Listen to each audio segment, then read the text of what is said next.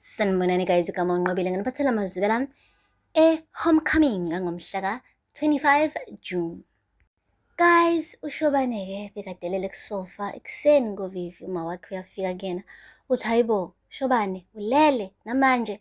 Athi, ma uyazi sengibonile mina, akukhona noyedwa umuntu ozongikholwa ukuthi bengizivikela ngesikhathi-ke kulimala kuSifiso.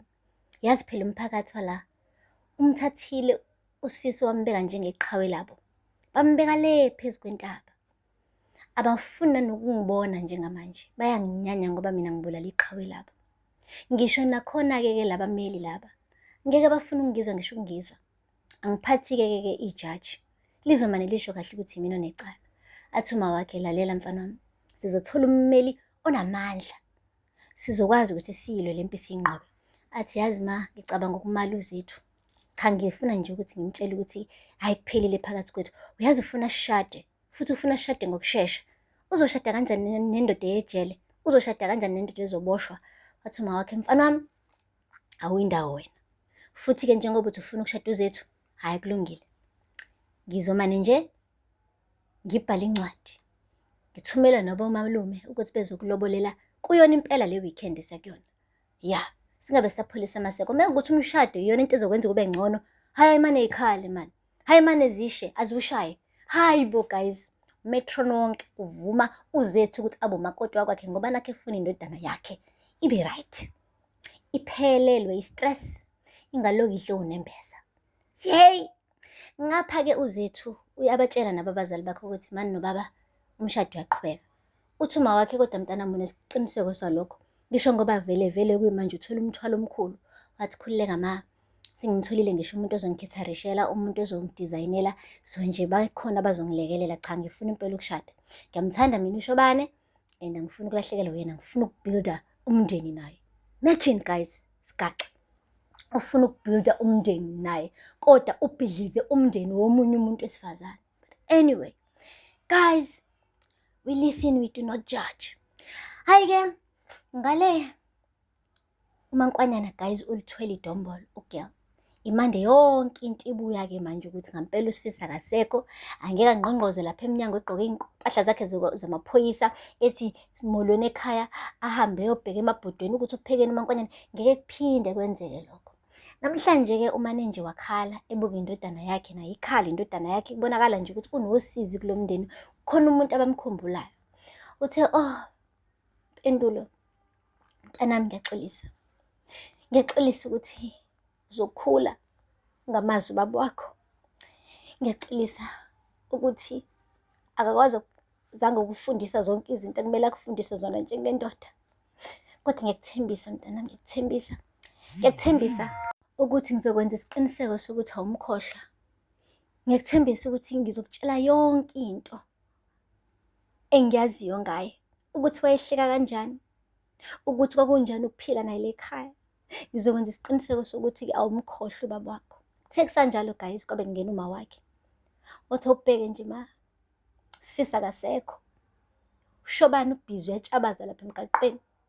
I-wrong lento ma, i-unfair lento yokuthi umbulali kaSifiso amane nje akhululeke nje kanjalo nje. Mpendulo mntanami, ngiyakuthembisa ukuthi uma ngisaphila ngisadla nhlamvana, uShobane angeke aze akuthola ukuphumula, eze avalelwe lapha ejele. Ngizokwenza isiqiniseko sokuthi uyasithola isijeziso esimfanele. Hayi-ke guys, kushuthi-ke iyaphambana lento. uMankwanyana uthi uShobane makaboshwe, uma wakhe Metron uthi uzokwenza konke okusemandleni ukuthi ingane yakhe ingaboshwa naye. uZethu uyalungisa guys, ulungiselela umshado wakhe noShobane. Lo Shobane lo othi uMankwanyana-ke umdinga ejele. So nje kusazoliwa la, isazobambana ngey'hluthu. Sizobona-ke ukuthi as isikhathi sihamba zala nkomoni. Hayi-ke guys, abazali-ke bakaZethu bafikile laphaya emzini kaMetron bezochaza phela ukuthi-ke hayi bo, abamane bedlulise zonke izinto abebedlule kuzona besebancane. For example, ubaba kaZethu-ke wake wathandana noMetron, so nje manje abazwani kahle hle yena-ke nonkosikazi wakhe-ke uMr Dlongwane, ngoba phela kusabanga indoda nje ngokubona kwami. Ingakho futhi wayemzondana kangaka-ke uZethu engafuna nokuthi-ke athandane nendodana yakhe uShobane. So uyafika kubaba kaZethu noma wakhe bazosho ukuthi hhayi-ke asiqale kabusha manje senzele iy'ngane lezi sizoba manje umakoti nomkhwenyana sibe umndeni. Ukhathazile Metron, Mnisi wathi nakamhlola. Yikho nje into ezoshintsha phakathi kwethu. Hambani kuleni yenu nami ngizohamba kwileni yami. Asinganyathela nobhozo. Akho lutho nje. Lo mshado lo yebo wona uzoba khona. Nansi incwadi yamalobolo ngiyaninikeza njengamanje. Nge-weekend bayeza abakhongi kodwa stay in your lane and I'll stay kowami lane. Hayibo guys. Metron. Ayuyinkinga lo yamuntu wesifazane. Lapho-ke guys-ke le uMaNgcobo naye udla ngamapayipi udliswa i-stepson sakhe-ke uQondokuhle. Shuthi-ke manje usefisa indlela angatshela ngayo-ke umyeni wakhe uShwabu ukuthi hey bo nansi ingane imfuna phansi phezulu. Manje uyasaba ngoba phela useke waganga noNgaraje kuzobuya sengathi uyena ofuna le ngane. Yo guys, uhambile wothola i-advice kulo mama lo osebenza esitolo. Wamtshela kahle ukuthi hey wena, umndeni wakho lowaya, umshado wakho lowaya, umyeni wakho lowaya. Musu lokuthi ushayova lo sabe ukumtshela indaba enkulu kangaka. Ngiyacela ukuthi ukhulume naye umtshele ngoba mengasezwe ngaphandle. Meke le ndaba wayizwa ngaphandle, hayi kuwena. Impela kuyoshunquthule. Nangampela-ke wayithatha i-advice uMaNgcobo-ke waya emzini wakhe, waklina, wapheka, wenza konke njengomakoti. Uthe mebuya nje umyeni wakhe, hayi wathi ngicela ukukhuluma nawe Khehla. Wathi yindaba manje? Wathi nginenkinga la. Wathi indaba? Wathi indodana yakho uQondokuhle angisafuni ukuthi ahlale la ekhaya. Wathi hayibo, ngoba kutheni? Wathi kunezinto azenzayo nje engingayiqondi kahle. Wathi eyitheni? Manje akasachazi-ke naye uMaNgcobo ukuthi wenze inani like bekumele anjali yabo yonke indaba from the beginning till the end. Ulokhu eyigwegwesa ethi hayi mhlawumpe usestejini lo mntana indlela angibuka ngayo.